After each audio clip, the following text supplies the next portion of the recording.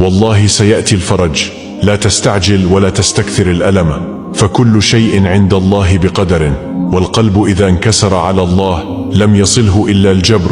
دعها لله واتركها لله، ليس الهم إلا اختبار، وليس الصبر إلا نصر يدخر، فالله يمحو بالصبر ما لا يمحو بالدعاء، ولا الشمس إن غابت فلن تغيب إلا لتعود أجمل.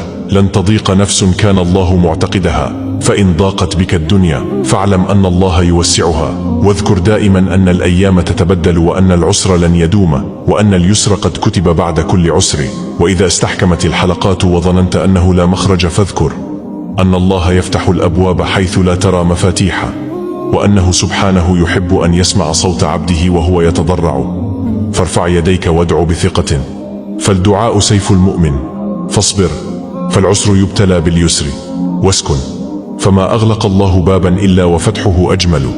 واعلم أن كل شيء يمر، وأن كل هم سيزول.